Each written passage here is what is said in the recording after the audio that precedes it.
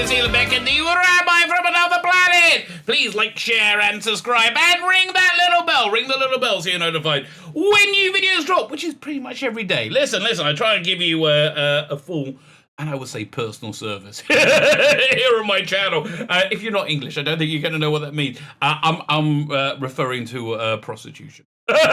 People, okay, I don't know where you're from. This is a real side. I used to go to school in Camden Town, right? And I was always fascinated. I'm always fascinated with everything dirty. So it's always that. But I was always fascinated as a kid when I went past the newsagents where they sold, candy, sweeties, comic books and papers. They also have these little cards in the window, like advertising stuff. And there's always a bunch of prostitutes, like in the window of the one right outside my school. There's always a bunch of prostitute cars in the window, which is, for a full personal service. Come and see Lola. I mean, insert name there. Whatever. But, and also if you went into the centre of town and went to a phone box. So now, this is back in the age when the phone box. There were hundreds of these little cards, right?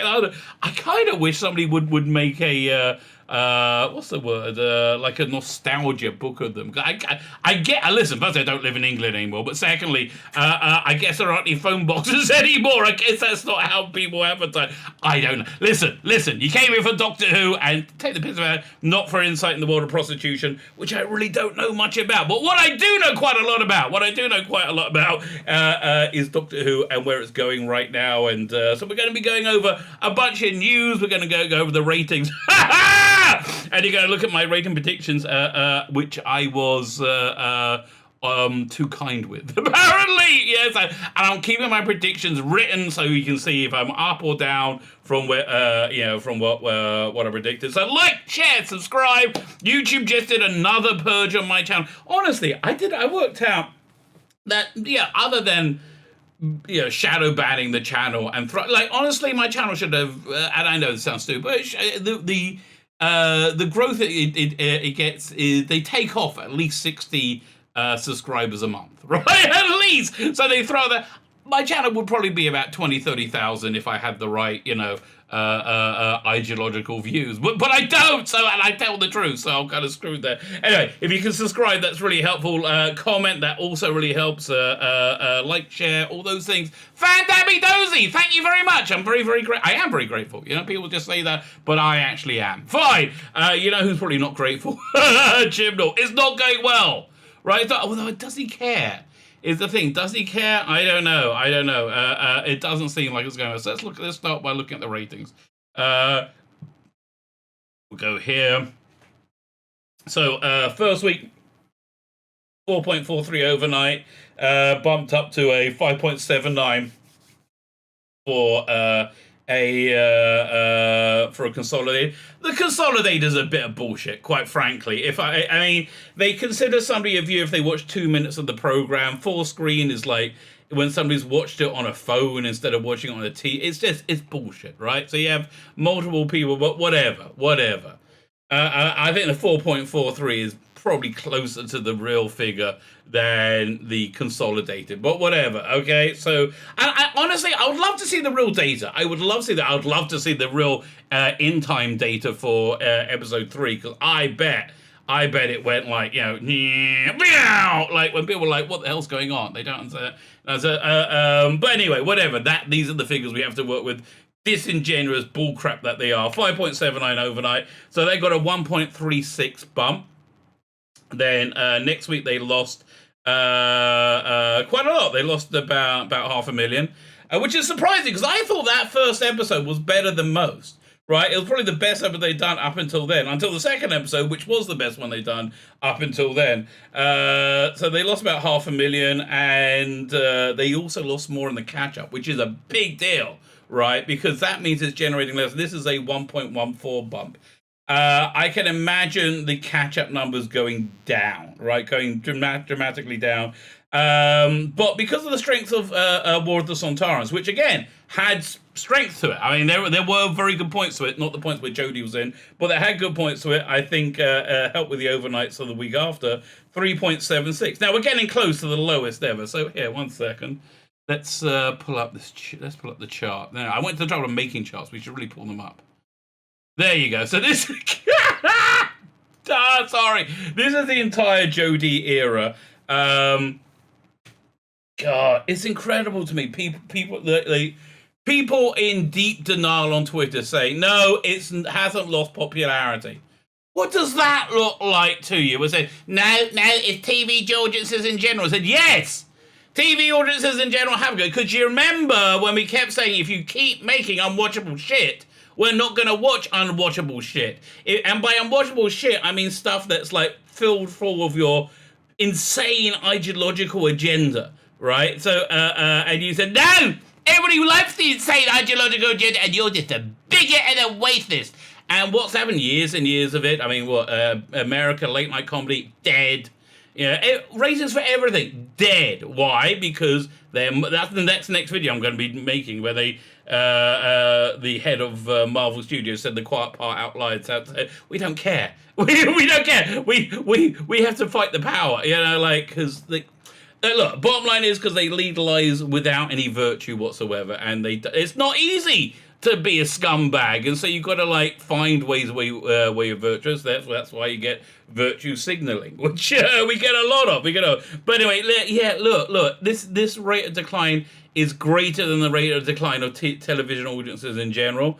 I think the only thing that had to start a stronger decline is EastEnders. It's really terrible. But so this is her entire run. But let's go to seasons 12 and 13 where we can see things a bit more clearly. There you go. So I did predict a 5.15 rating for episode 2. That's if it continued the decline of episode 1. That's oh no, there wasn't a decline yet, right? That'd be episode 3. I did predict a 5.15. I thought they would lose about 400,000. They lost more. Again, the catch up. So they end up with a 5.10. So next week, they what's going to be the consolidated rating? Well, they got a 3.76 overnight, and let's say they get the same bump, 1.14. That's 4. That's 4.9. Now I have them predicted at 4.58 on this chart. That's assuming they don't get any decline whatsoever in overnights, which I think they're obviously going to have. The overnights are next week. Yeah, man, don't get somebody like Straw Comics to try and do math. That's this is how it comes out. But I think we're going to see a significant decline, a much greater decline on episode 4, because episode 3 was not audience friendly. Let's be fair. So it's at 3.76. With no depreciation and maintaining the 1.14 bump, they get a 4.9. I think it's reasonable to. I think we're in the 4.6, 4.9 area. Now, if we go back to this chart, we see that and puts them at here. We're over here. You see, that puts them at the lowest they've ever been. And I think that's the lowest Doctor Who. I think that's that we're getting to the lowest ratings ever, right? I think we're getting to what we are on the lowest ratings ever for, though, is the AI. So what is the AI? AI is the appreciation index. Now, this is funny. Let's have a look at how they reported this on Doctor Who News. Kind of a garbage tier site, right? Kind of a garbage tier site. Is very funny. Now, this is the lowest AI Doctor Who has, I think, ever received since 89, right? It is maybe lower than that. And it's at 75. They got 76. They went up 77. Now down 75. Lowest ever. Appreciating the index, how much you enjoyed the program. The score is out of 100, and it's called specifically selected panel of 5,000 people who go online and rate it. Right. So they try to say this is the opinion of a small section. 5,000 is a good number. So this range wise, this is a new bit they're adding in. Figure of 60 is considered poor, with 85 considered excellent. Now, they never added in the 60 is considered poor, because they never had to before, right? They never had it, because let's look at the here, I think. Right, over here's Wikipedia, the rating. So we have Rose, when it came back, it got 76. Now, the reason I think it got 76 is because the British public need to be trained that they like something. They don't understand. And really, and I think that carries over the general perception. So they got 76 of Rose and the End of the World. Then it's up to 80. I don't think it ducked down below 80 again until Capaldi. I know there's Love and Monsters. People did not like Love and Monsters. So there's, let me see, there was 2 in Eccleston. One,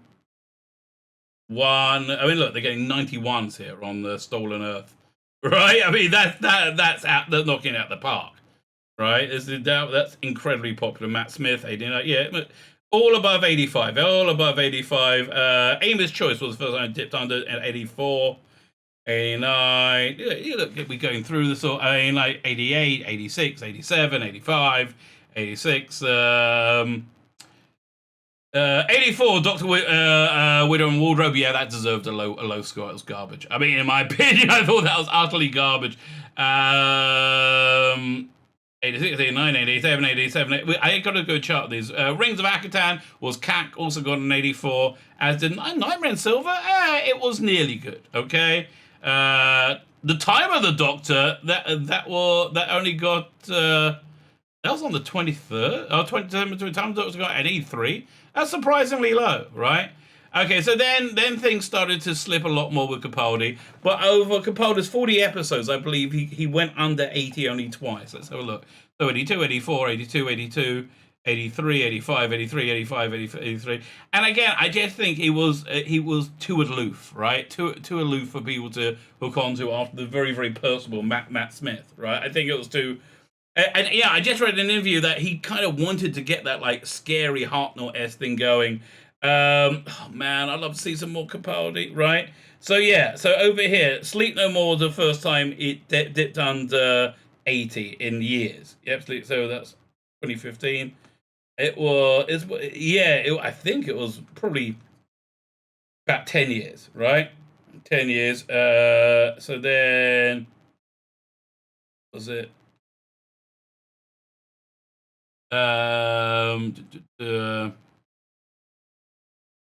So yeah, 83, 83, 84, 82, 82, 81, 85, 81. Fine. So of his 40 episodes, I think it dipped below 80. Let's just go look at it. How many times? We got one.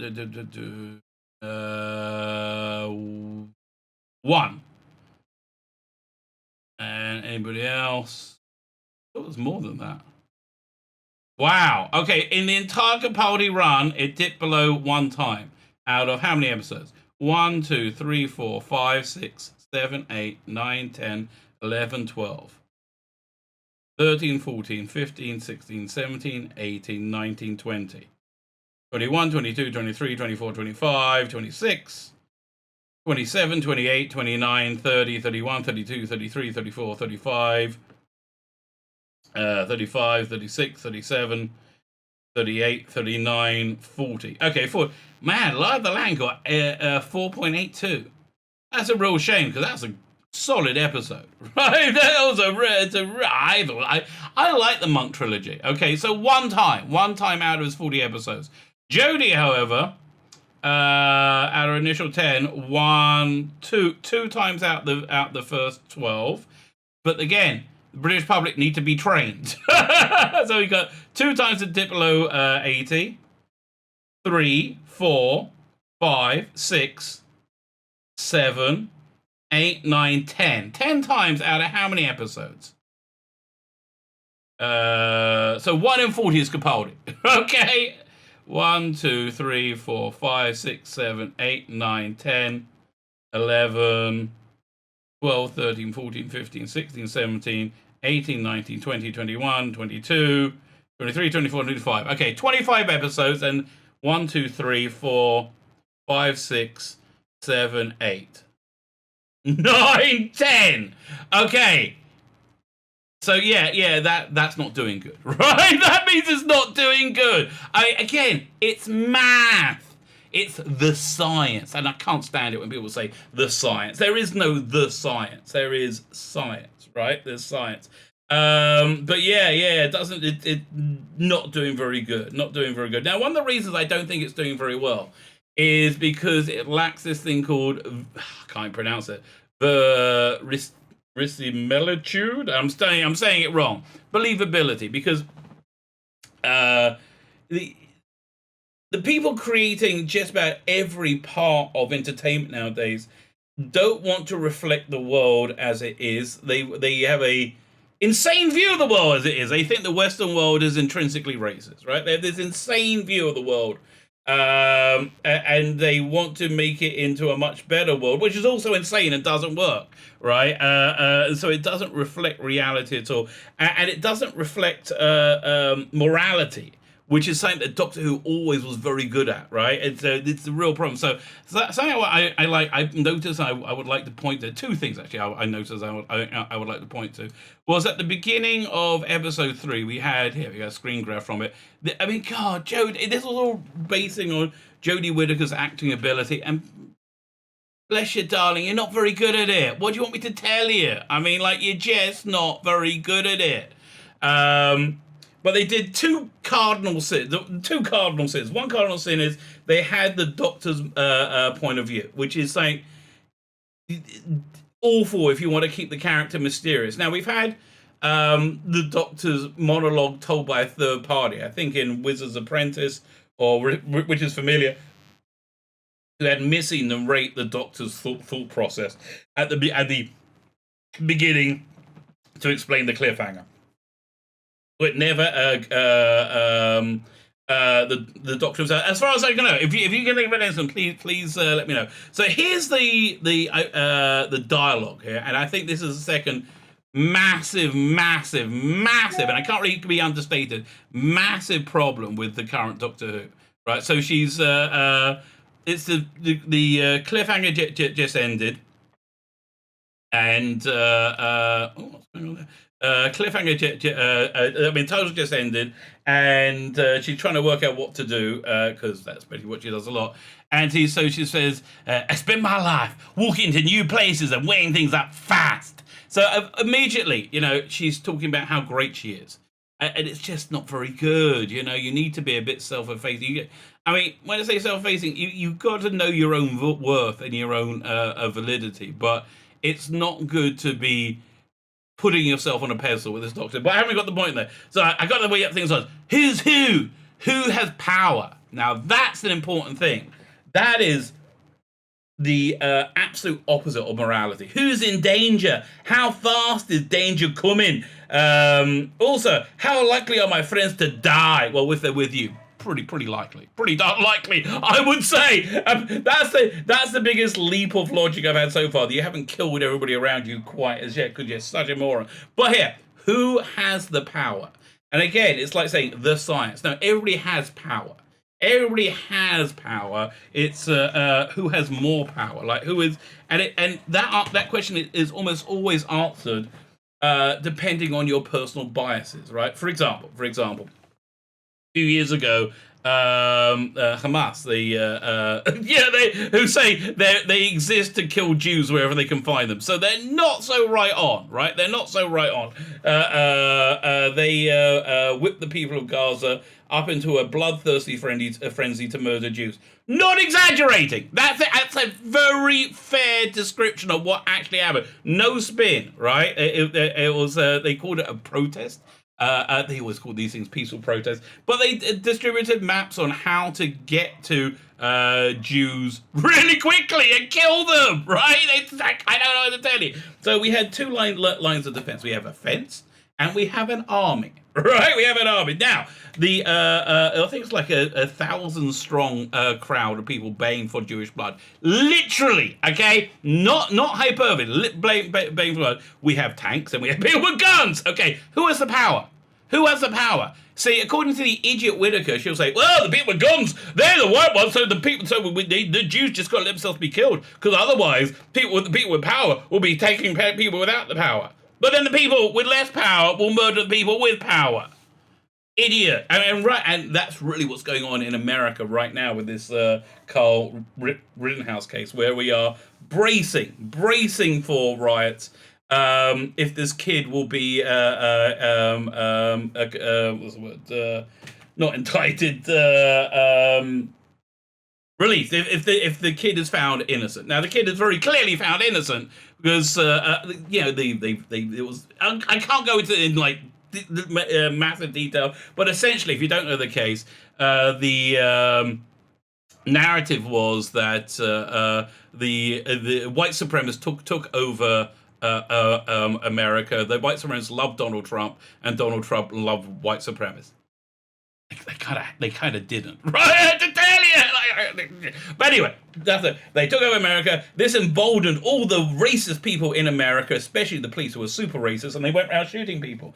So the media, basically, I heard it described this morning, we're bracing for riots based on media misinformation about an incident that happened in a riot caused by media misinformation. And that's exactly what we're going. And they don't want to admit the first thing was misinformation. But anyway, essentially what happened was, this kid went to his hometown, right, which was in fire, which was being overrun by arsonists and looters and rioters, and which is their legal definition, right? You had one, this was 17-year-old, there's like a 36-year-old crazy person running around screaming the N-word, saying, I'm going to kill you, because they don't like anybody resisting the mob. And that's really what it's about. Resisting the mob is terror. So I'm going to kill you. He chases him.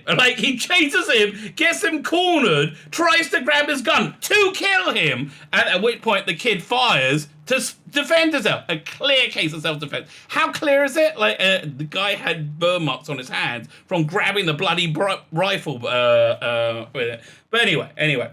It's, but who had the power, right? And then a mob of people said, oh, look, he killed one of us. They chased him. One guy beat him in the head with a skateboard repeatedly. Another one put a gun in his face, right? He fired twice. He injured one and he killed the other, right? And then they backed off. And then he went to the police and turned himself in. Instantly, 100% all on camera, right? 100%. Who has the power? Right, according to Whitaker, because she's part of the Twitterati, it's the peaceful protesters, right? Peaceful protesters who are actually child raping. Oh, that's the other thing. The first guy killed was a multiple child rapist. Okay, I think that's a factor you can bring in. So, like, who has the power? Right? It doesn't matter who has bloody power. It matters who is right and who is wrong. And it used to be Doctor Who the Doctor was a virtuous character, a moral character, but it no longer is, which is why I think the ratings are, not to belabor the point, but let's just look again, which is why I think this has been the ratings curve, and it's kind of reflective of the BBC's rating curve in general, isn't it? Yeah, not very good. Fine. Go back over here. So, what's coming up in this dross? Right? Well, what's next? So let's look over here. This room is doing the most of the rounds right now. I think it's reasonably credible in that it sounds reasonably shit. It's the sort of thing that Chris Chibnall would do. Let's have a look. Doctor Who, Flux. We hope this Belle and Vinder theory isn't true. Why? Belle and Vinder's love story gives us something to root for in the chaos of Doctor Who Flux. So this is one of the things they introduced in episode 3, which is, again, a very confusing episode. I followed it because I'm a sci-fi geek. And yeah, one more aside, right? One more aside about the episode. Christian will get saying, we want to open up Doctor Who to have a broader canvas so it can tell more stories. So you want to know the more story they decided to tell? Garbage tier generic sci-fi that you see in 2021 that's instantly forgettable. Vagrant Queen, the stuff that is just boring that nobody really likes. Having said that though, this person here put out something. Whoever the actor put out something really sweet on Twitter. Say she was very overwhelmed, she was very happy, and then she starts talking about inclusivity and. Oh, no, you got the job because you're talented and you did a good job. I mean, I don't know what to tell you. You did a good job based on your talent and abilities. This has nothing to do with representation, right? You were hired because of representation. You were hired because of I call racism. But even so, you did a good job. But some think the young family has significance that could undermine that beautiful simplicity. Spoiler, yes. So look, essentially, everybody thinks it's the timeless child is this woman's baby. Yeah, okay, fine. Let's just read it because it was actually revealed in a really clunky way. You have Vinder. You see his whole backstory, which is you had an evil white man. I know the words white man and evil are kind of redundant, but you had an evil white man who was doing evil things, and Vinder says, "No, I will have no party to the evil." And then the evil boss, played by Yaz Amanda Gill, who is stunningly awful, right? Just stunningly awful in the role. Ends up screwing over, and that's how he ends up on Outpost Rose, and he leaves a message saying, "I don't know how long it is before I'm going to see you." So you get a feeling he's been there for a long time. At the beginning, he said he's this report 15 billion, whatever. So you get a feeling he's been trapped out there for a long time, right? Long time. So then the whole episode revolves around her and how she's looking to try and find someone. Her mission is love. And then this is emoji thing she keeps talking to. And then at the end of the episode, it's revealed she's pregnant, and she wasn't pregnant at the beginning of the episode. So listen, how long does this pregnancy take to gestate? Like, in the world we live in, it's 9 months, right? 9 months, which means she's been searching for him for, what, 8 months maximum? I don't know what to tell you. Okay, a bit the confusing masquerading as mystery. Well, that's pretty hard, but accurate. 2 characters shone with gratifying simplicity. Belle and Vinder. Yeah, I get. Honestly, she won me over. She won me over with that tweet thing, just saying being really, really sweet. Okay, I wish you were in better Doctor Who. Okay, I wish things. I feel bad for you. Belle and Vinder, soldier hero, lovers, and soon-to-be parents, whilst the scree of the main plot offered obfuscation and revelation. It didn't reveal much. The flux is a spatial weapon, Ravagers are temporal poison, planet time is the division's dirty secret. Yes, but story, exactly. The big difference between story and mic drop moments, which is, this is very much the Alex Kurtzman school of writing. I've decided, by the way, as Discovery, this is definitely Star Trek Discovery has mercifully been axed from Netflix. Yes, I'm going to do a full recap of it, right? So with screen grabs, exactly like I do the Doctor Who one. So that's been my big decision of the day, which it does the same thing. Belle and Vinder are a foothold. They're good people. They're good people in love who have been forced apart but want to stay together. We want them to forget the ending. Blah blah blah. We met Belle on the run from Daleks, reflecting post-flux to an absent Vinder and a present Tigme, a handheld electronic device that displays emoticons.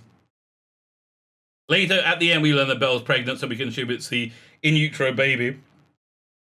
After Belle pulls off a loop-the-loop in a stolen Lupari ship. Oh, I thought I recognized that. So it was a Lupari ship. The device displays heart rate, says slightly elevated, but that's to be expected, right? But it's like, bloody point. 1 second. It's satisfying to at least watch one hero and straightforward goal. Okay. But not just one hero, the father of Belle's child, Jacob Anson Vinder, whose moral backbone and willingness to risk himself for others establishing this episode. Vinder, time storm experience. Okay, fine, I told you everything.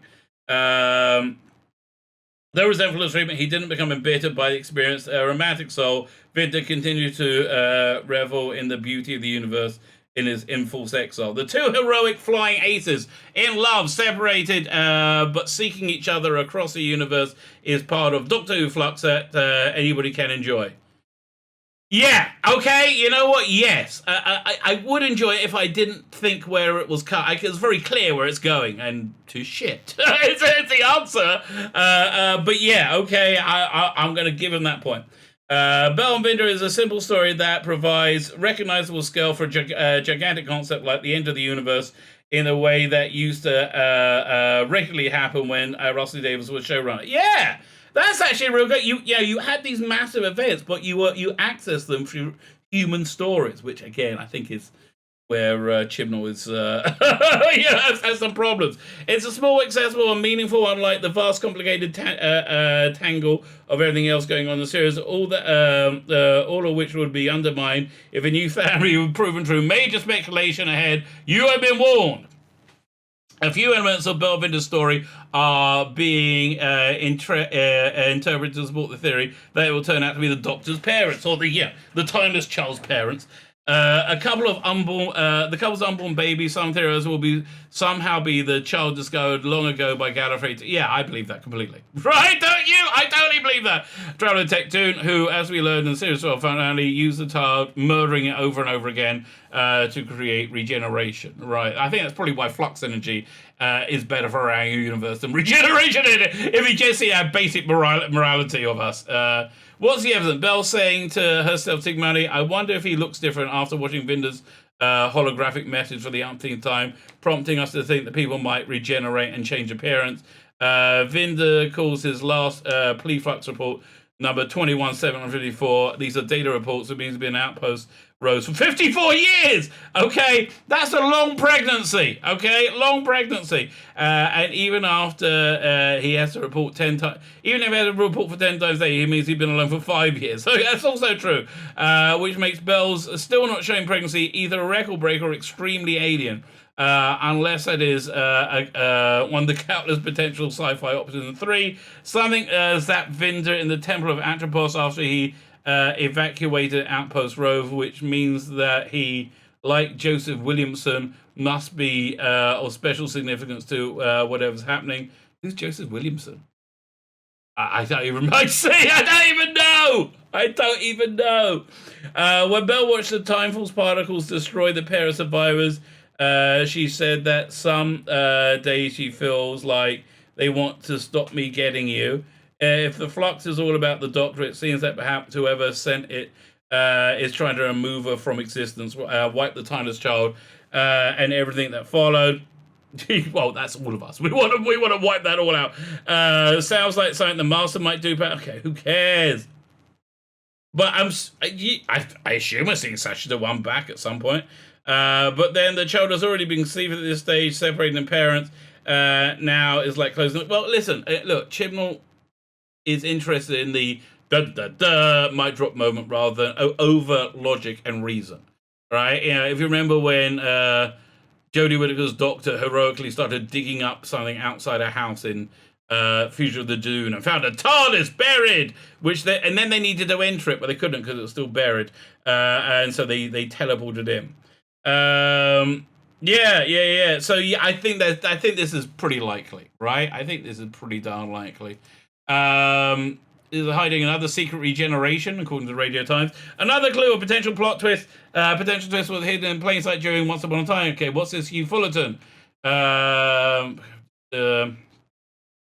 far we know we're talking about I guess Spiel's villain Swarm. We know he's got dissolving powers, a goal of destroying space somehow on behalf of time, sort of an unknown connection to I mean, it's such a stupid idea having space at war with time, but well, with a Chibnall, a shadowy string puller, Alsock. That looks like. Do you reckon that's an anagram? I don't know, I'm terrible at anagrams. Who knows? But there's one wrinkle with his ability that he still is a bit confused. Okay, more than confused in bits. Can Swarm regenerate? I don't know. In the first time we see Swarm rejuvenate his body when he escaped prison, referring to the process of renewal, similar to early incarnation of the Doctor, and changing actors from the process from Matthew Dean to regular Swarm. I didn't know that. I thought it was always Sam Swarm. And then it was a different Swarm earlier. The idea of the character renewing themselves with energy changes their appearance across and switching actors, stream regeneration. It could be. Leading us to wonder whether Swarm was a secret Time Lord of sorts or has some connection. Okay, I guess eventually they'll tell us. Man, this is a lot of article you wrote for that. I don't care! God, leave me alone. Oh, I so don't care. What else do we have? Let's go to this next, because next theory is Barbara Flynn's Alsoc, the White Guardian. Well, let's see what they say. Okay, she appears at the end, knowing who the Doctor is, knowing a lot what's going on, and brushed her away. The release was it? Any little pig will tell you the store is no basis on which to build. Keep that in mind with this little bit. When you put this material Doctor Who might be an old material character from Doctor Who on the basis of the straw hat. Fair warning given, not all fan theorists can be singers. Okay, is it because she wore a hat? Is that it? Really? I don't even remember her wearing a hat. Perhaps it's more of a wig made out of a bird pet. Okay.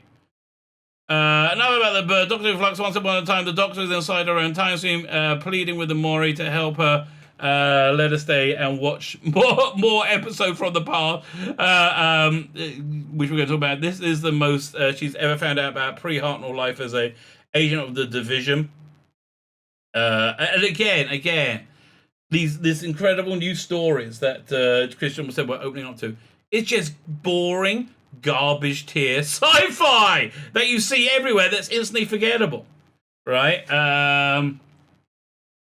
The problem is her body can't stick it any longer. The Mori falls her out, but not before she's sucked off into her by a mysterious woman. I'll tell you, that there are worse fates than being sucked off by a mysterious woman. Let me tell you. I've read that wrong. I think I read that right. But not before she's sucked away and told off by a mysterious woman. No, I'm sticking with my reading. Before she's sucked off by a mysterious woman. Okay.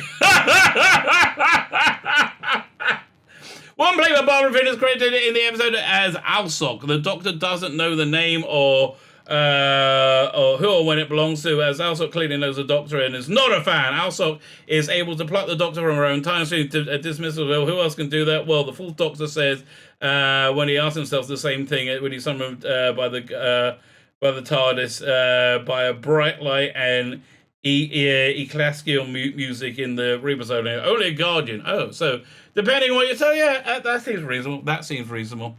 And what's this one? We have one more. Again, look at this. It's garbage tier 2021 sci-fi. Anything else that we got? More by Hugh Fullerton. So whenever new, okay, what's the theory? The first, no, let's not recap. Okay, this is the theory. Belle pondered that whether or not Vinder might look different towards the end of episode, a throwaway line, or we should be hinting. We've already said this. Really? It's on the same thing. It's on the same thing. You do get the feeling that it's the garbage tier sci-fi world that they're in. Again, magical world Doctor Who replaced by utter garbage tier sci-fi. Joe Martin's back. I'm assuming we're going to see her again. I'm assuming we're going to see Sasha the One at some point. If not during Flux, maybe on the what's it called again? On the New Year's special or the other special, Centenary special. But before I wrap up, there's one more thing I wanted to look at. Where is it? There was something about Alison B being. Oh, it's screen rant. I thought they had it on here as well. No, yeah, go to screen rant. Somebody being cast in the New Year's special. So we do Doctor Who.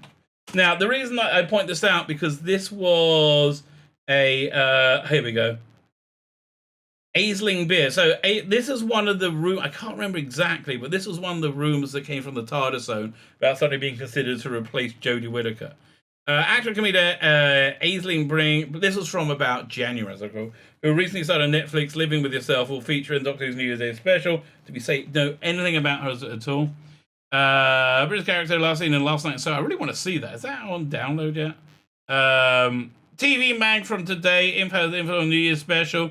Some serious star power turns up the Time Lord New Year's special with Aisling B and Pauline McFlynn. Oh, the housekeeper from Father Ted among the cast, a regular visitor see something extremely irregular going on at the elf storage unit. Someone call the doctor. So they're doing a Christmas special. You don't think they're going to do it on Christmas? That'd be awesome. I really miss a Christmas special. But yeah, there you go. Fine. I think this is a good wrap up of news and rumors, right? I think we covered everything. We covered the ratings in the toilet. So let's just look at the ratings before we go. Where do we think they're going? Okay. Here. So I don't see how they avoid dipping under, hitting the lowest ever. Even if this episode gets a 4.9, which is kind of unlikely. I think 4.6 seems more likely. But if it gets a 4.9, just by the normal depreciation, it's going to go under 4.69, which is the lowest rating ever. So right now I got it predicted to go down to 3.28 for at the season finale. That'll be fun, and that's consolidated. Let's see if that's what goes down. I'm putting it here because I don't want to forget. Well, I guess we'll find out in 4 weeks. 4 weeks from now, 3.5 weeks, we're going to find out quite how bad it's done, and then we get to look forward to season 17 dropping on Blu-ray a week late. I should be getting a Galaxy 4 soon. Season 17, Galaxy 4, and what else is there? The New Year's special. Something new to take the piss out of. Happy days are here again. Very good. My name's Tzvi Lebetkin, the Rabbi from another planet. Please like, share, and subscribe, and ring the little bell. Ring the little bell so you're notified when new videos drop.